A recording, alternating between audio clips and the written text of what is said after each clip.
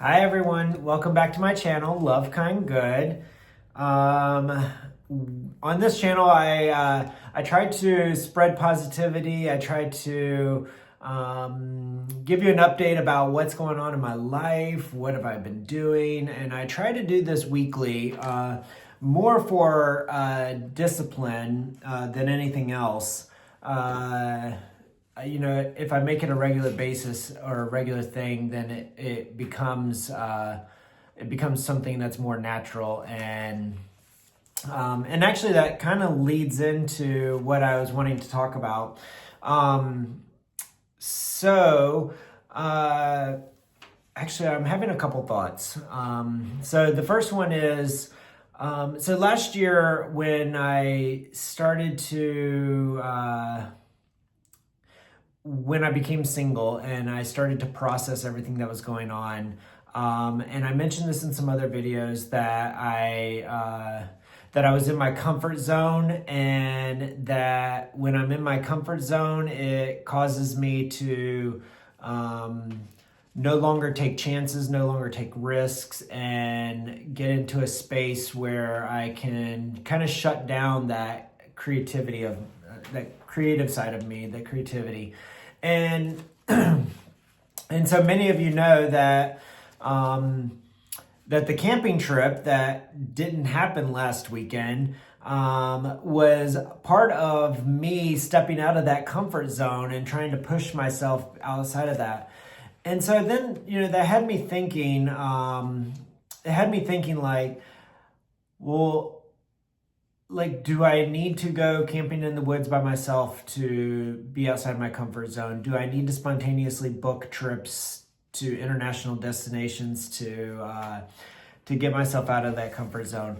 And, the answer is no. And so, I started to think about, like, what can I, so as some of you know that I don't really want to be in Charlotte and settle down back. Well, I feel like being back here and settling down is like me slipping back into my old life. And to be honest, that kind of scares me a little bit.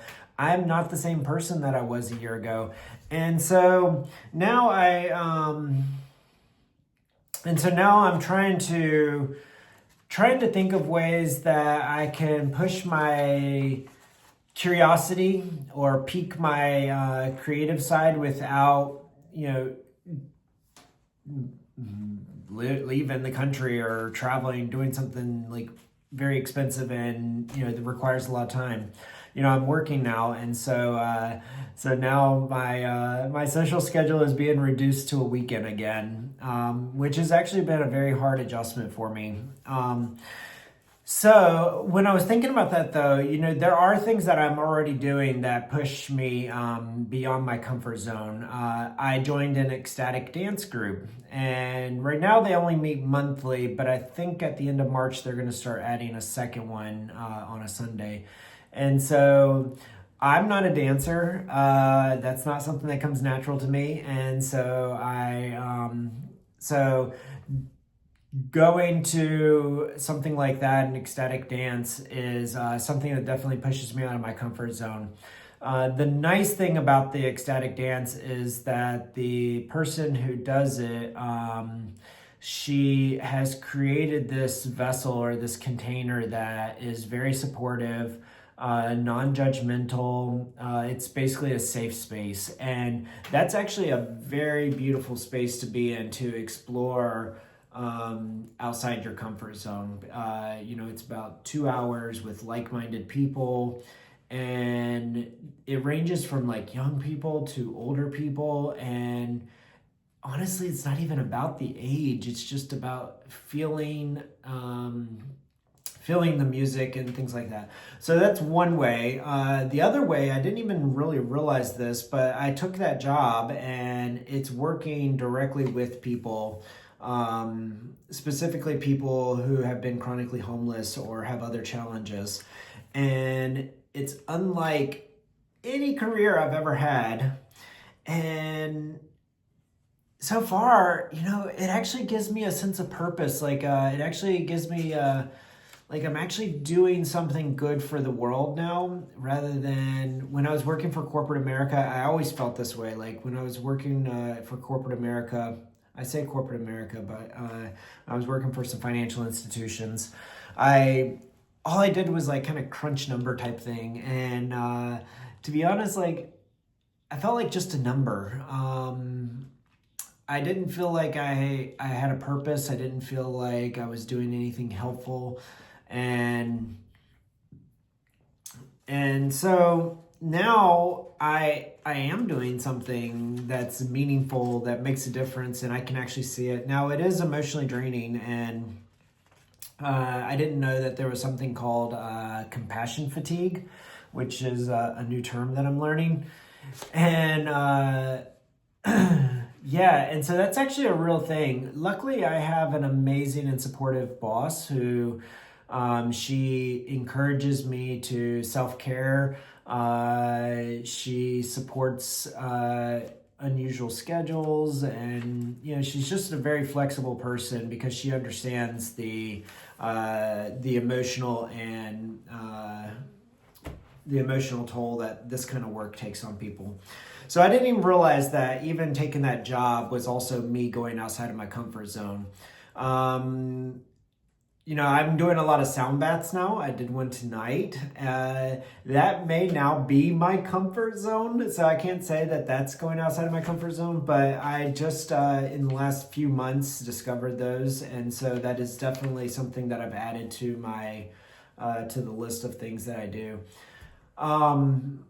And then so other things that are pushing me out of my comfort zone are still the camping trip. I joined a book club. So March is the first book club, and we're doing The Untethered Soul by Michael Singer. And so just even that, like something that I wouldn't have done before. Yeah. And so I'm trying to lean into this being here in Charlotte and this being my life right now, and being present in my life right now. I'm trying to lean into that, and not wish that I was in India, or wish that I was back in Mexico, or wish that I was in Indonesia, or just Philippines, or somewhere exotic and different. I struggle with that not keeping up with the Joneses thing while I'm in the States. It's so ingrained in our society that, we have to look nice, we have to drive nice cars, we have to have jobs that the society here thinks is presentable. And I don't really think that they think that of my job. But I've noticed that I've been doing that though, buying new clothes, new things for the house, all for the sake of appearances. And so that's been something else that I've been working on. So, and then you can tell I still have a little scratchiness from the flu last weekend, but I'm definitely getting better. And so the other thing that I was wanting to talk about is it's actually kind of a cute little story. So last week of February, so I'm in recovery, which is probably another from alcoholism, so that'll probably be another story for another time. But my original recovery date was in the end of February, and then our wedding anniversary it was at the end of February. And all these kind of dates, all these significant dates were coming up, and I was feeling a certain way. So I was talking to my friend, and I was telling her about it, and she was like, "Oh, don't worry, with time, it'll get easier. You'll replace those dates with new dates, and you may remember them, but they won't have such an impact on your day-to-day life." And so my ex's birthday was this past weekend, or this weekend as well. And I was looking back in my journal, because I always try to make notes for this week's video type of thing. And even on March 7th, I said, tomorrow is such and such's birthday, and it's obviously on my mind. And then Saturday I was out, and he actually called me about about something related to our house in Mexico, and he was like, yeah, I just spoke to your mom, and I was like, what? I was like, huh? And he was like, yeah, she called to wish me a happy birthday, and I was like, oh my God, I was like, is it your birthday? I was like, oh my God, I totally forgot. I was like, happy birthday. And so it's just kind of funny that, like, I think maybe I had to talk about it to forget it, or I don't know what happened, but it was kind of cute. And he was all like, and I had told him, like, oh, well, I was remembering our wedding anniversary last week. And he was like, oh, how many years were we married? And we kind of joked about it. I was like, all right, well, now that this is awkward, I was like, I got to go. So it's just kind of funny that, like, it was on my mind, but I kept it inside. And then finally I spoke about it with somebody, and then I forgot about it.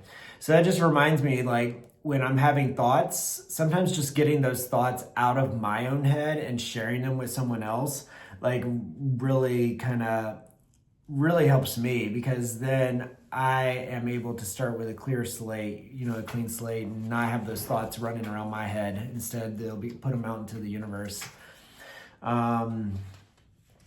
So this week I am just going to continue to recover. Monday and Tuesday, tomorrow and Tuesday, I have a light day at work, and I'm working from home. So I'll probably be able to take care of myself a little better, eat healthy, maybe do some meditations here at the house. And yeah, that's pretty much it. I don't think I really have too much more that I want to share this week, but I have had on my mind. So the whole reason for this video was, is it possible to find that curiosity within my own environment where I live, rather than thinking I need to pack up and move to Mexico or something like that. Don't get me wrong, I completely want to do that, but right now the timing is just not right. And so, so you don't know with me, next week we could be having videos about me packing up and moving to Mexico. I wouldn't doubt that, but my goal is to get to June and reassess how I'm feeling. I've talked about it for tax reasons. I can't really sell this house. I could turn it into a rental. Anyways, that'll be another video that we can talk about all that. But that's something that's been on my mind. And maybe if you guys want to hear a video about what I think I would like my future plans to be, just leave a comment below, and we'll work towards that. But I appreciate all of you. Be kind to one another and have a great day. Enjoy your week, and I'll see you next week. Bye.